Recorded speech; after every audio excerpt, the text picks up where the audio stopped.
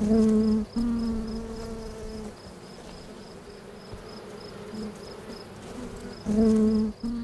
Bill Kopar. I live in Fawn Township. We've been keeping bees for about 10 years, a little more than 10 years. And we like to think we have the sweetest place in Fawn Township. We have the smallest registered farm in Allegheny County at 2 acres. We keep bees in 8 or 9, actually it's 9 bee yards right now throughout Allegheny, Butler, Armstrong, and Indiana counties. We've got some mobile bees on trailers out there right now. And we're pollinating vegetables right now. We're done with fruit. And soon, next month, we'll be moving bees onto pumpkins to pollinate pumpkins. This year is looking like it's going to be a great year. We've got a lot of really good blooms, and the timing of the rain has been good. We don't have the rain washing the nectar out of the flowers. So it's looking right now like it's going to be a good year, but we count on May and June, and we count on August and September. Those are our 2 biggest months. And we take honey off in July and at the end of September, beginning of October. And sometimes when we have poor years, we even have to feed bees just to keep them alive in the summer. There's lots of flowers blooming, but when it doesn't rain for 5 and 6 weeks, they're not producing any nectar, and the bees are literally starving to death.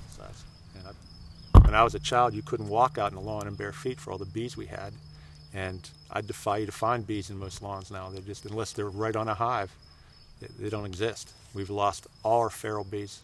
I know of a handful of wild colonies that are still out there. Colony collapse disorder is the latest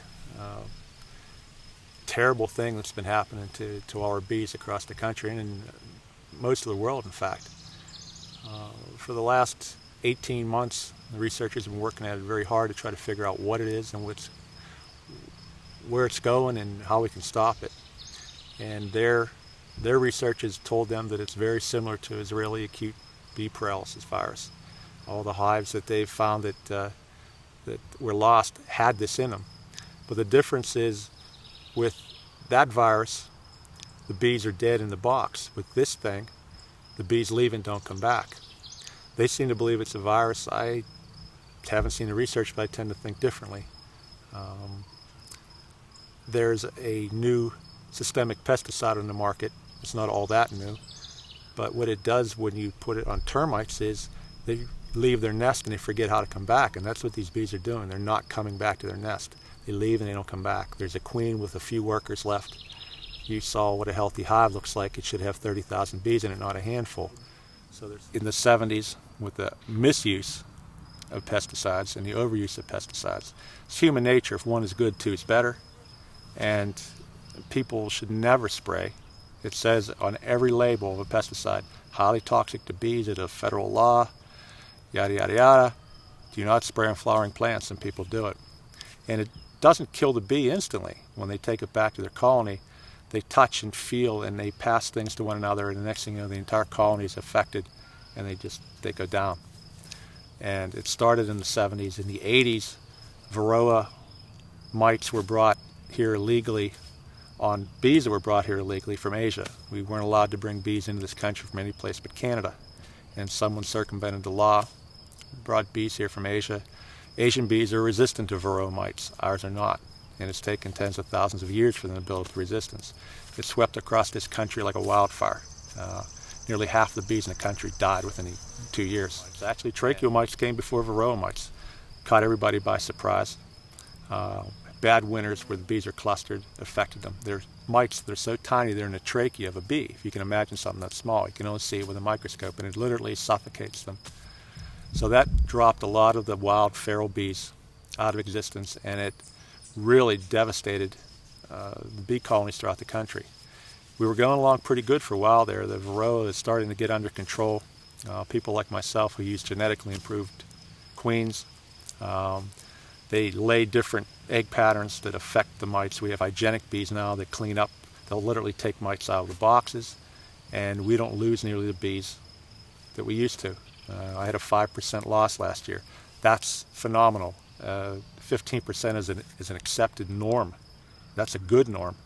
A couple of years ago, people were losing 50, 80% of their colonies, and that was just, you can't survive. That's putting 100 cows in your barn in the fall and only having 20 left in the spring. You couldn't survive. There are actually crops out there that you would not have without bees.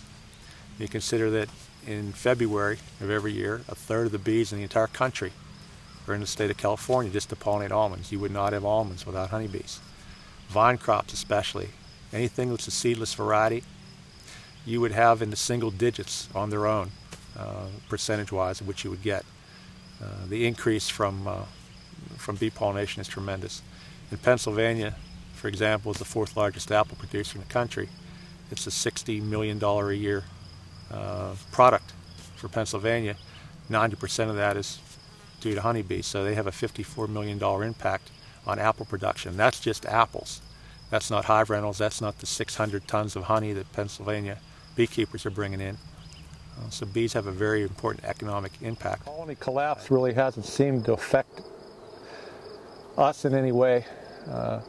We haven't lost any bees to colony collapse. I don't know if it's luck or the fact that even though we move bees to other counties and go out on pollination, our bees don't get mixed with other bees. And I'm very careful about where I'll take bees as far as farms and the type of pesticides that they use. You have to use pesticides when you're commercially growing. There are exceptions, for organic farms, but you got to realize bees will fly 2 miles, and if you put them on an organic farm, these bees are sitting on an organic farm, but any direction a half mile from here, anyone could be spraying anything, so you have to be careful where you go.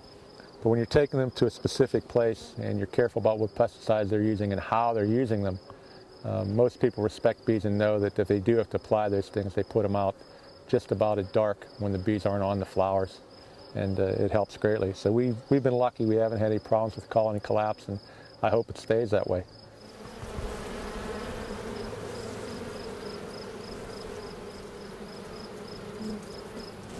Mm-hmm.